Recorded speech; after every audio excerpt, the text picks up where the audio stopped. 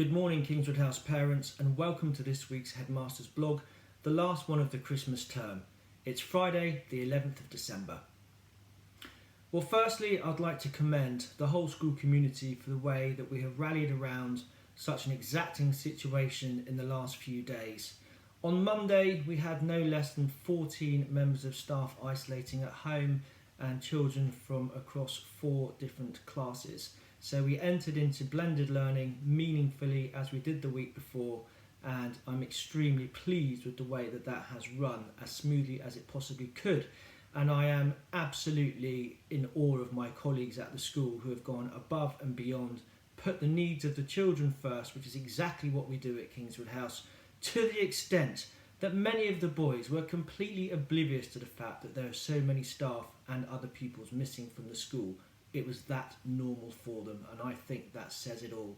Well done, everybody. Well done to you boys working from home, and thank you parents for those of you who also had children at home for getting them well organised, equipped and to their lessons on time. And as I said when I dropped into your form periods, boys, it is a lesson for life. You know, part of your future is going to be interacting through this medium, and I think that although it's a novelty, it's a great opportunity for you to take something new and learn from it, because it's certainly going to be a large part of your future. Moving on, we had a really interesting day, did we not, on the 8th of December, which has now been coined as V-Day, V-Day for Vaccination Day. Now, it might just be my quirky sense of humour, but the first lady to receive the inoculation was Margaret Keenan, a 90-year-old grandmother, and she has gone viral in a good way.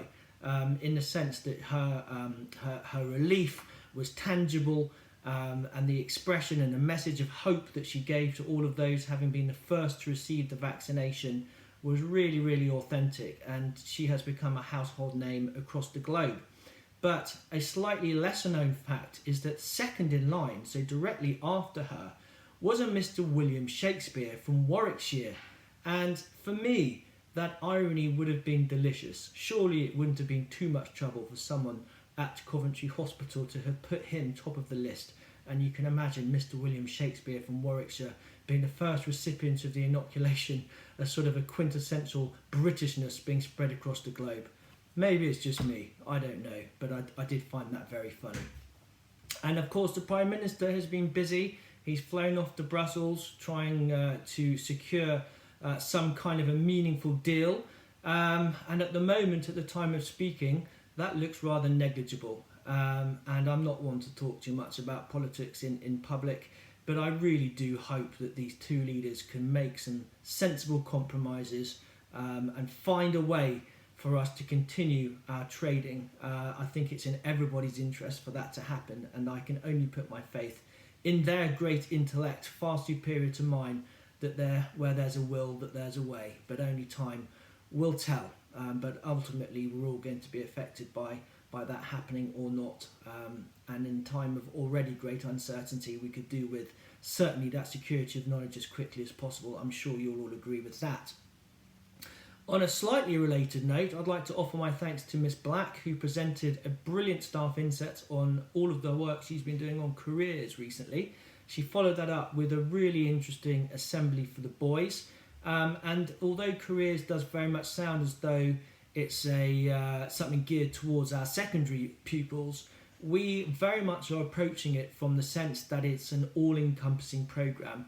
We want the children to understand that even if they're in lower prep or upper prep, the decisions that they're making on a day-to-day basis can affect their career options in the future. And obviously, the older that the boys get as they move through the school, and the girls in the future, they have their GCSE options, they have their sixth form choices, they have their subject choices, and all of these are going to be tied in to having a long-term aspiration and a long-term goal. Amanda has done brilliantly in establishing such a great platform for our careers. It's really exciting. Do take a chance to look at what she's done in the newsletter on our website when it goes live, and we will be rolling that out all the way through. It's already happening in 9s, 10s and 11s, but it will also be happening in Year 8 and Year 7 in the coming terms in the new year. So very, very exciting news there, and thank you again. I'm now going to read about mentions in dispatches for this week. They are the last for this term. I do have a couple of important pupil announcements to make, which I will do so in our final assembly of term. So look out for that information, which will come in the last newsletter of the term. But in the meantime, a big well done to the following boys. Firstly to Jack Swallow, who's been working very hard on his handwriting for Mrs. Lambert. To Jamie Chatfield for amazing one-to-one work with Mrs. Wood during maths. To Toby Haselden, who's been off on Thursday afternoon whilst he was at home, wrote a great story about elves, gold and an egg and Santa going on a diet. That sounds interesting. Thank you, Mrs. Marskell.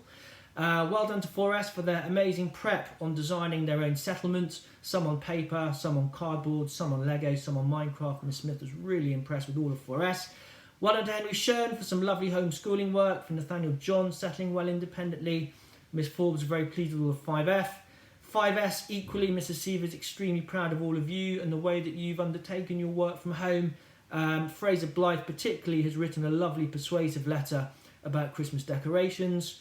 Into 6R, Miss Ruetz really pleased with all of 6R again. They've shown great maturity in adapting to working from home. Jackson Worth and Howard Kim have done some great spectrum diagrams in mathematics with Mr. Barrett.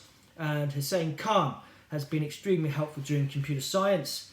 Lauti, well done to you again for passing your violin. I know you're super proud about it because we talked about it earlier this week, and I'm really pleased for you. Well done, and roll on grade 2 now. Kieran Schmidt, Jack Guiney and Harry Peters have been busy in 6S. They were separated from their classmates, working from home this week. The rest of them were in school. They've shown great diligence and done well. Well done from Madame Swift. Jack Saville has been teaching himself skills in Photoshop, created some fabulous imagery. Mrs. Webb has nominated you. Mr. Barrett has selected Theo Walker for a really mature attitude in class this week. Well done, Theo. Zach Moffat and Jonathan Barnes have done very well using Teams whilst they have been needing to do so, and they've used form time to ask sensible questions. Lucas Staples-Sheesby has been the first to share a positive moment of the week via Teams in form period that sparked a great discussion. Miss Black's very pleased with you. Dylan Bishop, well done for working so well during your online music lesson last week. Mr. Bradfield and Miss Foster extremely impressed. Ty Bobo being very kind with a new student, well, more of a returning student really, Michael Sargis settling in, and he's also played very well in football from Miss Patel. Year 8, Miss Ruetz, well done with you guys. You've done a great job with the polymer clay activity, and particularly Miss Ruetz would like to say well done because they assisted in the clearing up really well in such a way that in spite of it being messy, no one would have known what the activity was by the end of it. So well done to all of you guys in 8L. And 8T, Madame would like to say well done to all of those who helped decorate the form room with a Christmas tree and decorations. So Lucas Cressy, Owen Courtney, Tobias Van Hennigan, Zachary Fitzgibbon and Ben Hubbard in particular, thank you.